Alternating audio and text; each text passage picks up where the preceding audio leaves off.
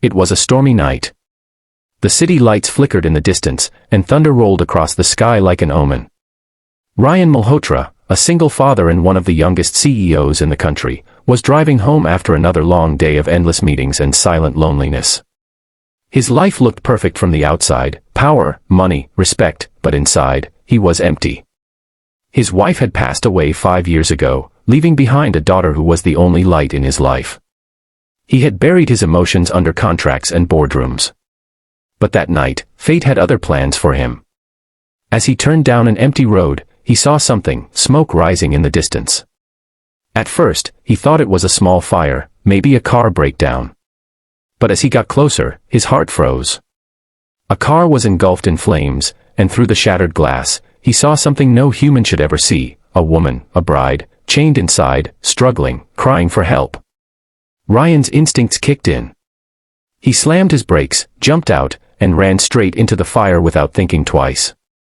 "Hold on. I'm coming," he shouted, coughing as the smoke burned his lungs. The heat was unbearable, the flames roaring louder than his heartbeat. He grabbed his jacket, wrapped it around his arm, and smashed the window with all his strength.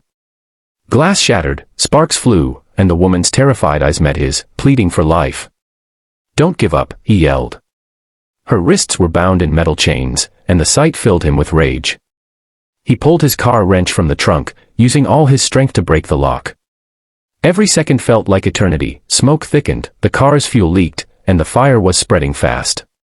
Come on," he grunted, his hands bleeding and burnt. Finally, the chain snapped.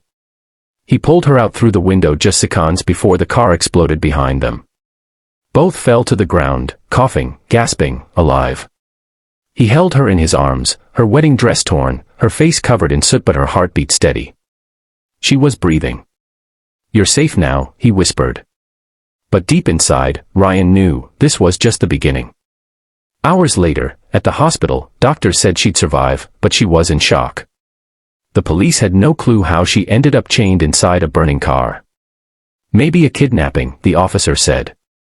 "Or something darker." Ryan couldn't walk away. Something about her haunted him. When she finally woke up, her first words were barely a whisper. "I thought no one would come." Her tears broke something inside Ryan. For years, he had built walls around his heart. But one stranger's pain had cracked them wide open. Her name was Arushi. She remembered nothing about how she ended up there, only that she was supposed to get married that evening. Ryan offered to help her recover, even letting her stay at his guest house for safety. Days turned into weeks. As Arushi slowly healed, Ryan began to change too. For the first time in years, he smiled again. His little daughter Kiera adored Arushi. She'd sit beside her and braid her hair, saying, "You look like a princess." The house that once felt cold and empty now felt like home again. But the peace didn't last long.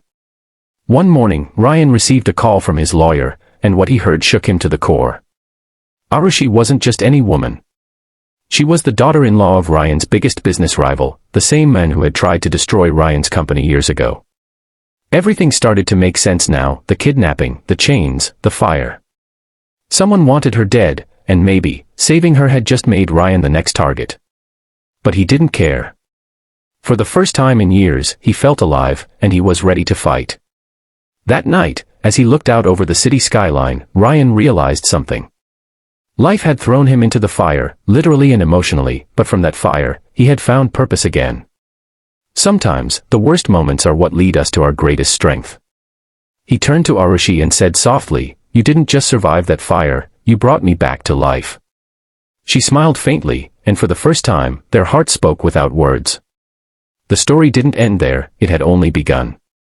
There were secrets yet to be uncovered, enemies to face, and hearts to heal. But one thing was certain: the fire that almost killed them both had, instead, sparked something far greater. Fire, remember, no matter how dark life gets, there's always a reason to fight, always a light waiting at the end of the flames.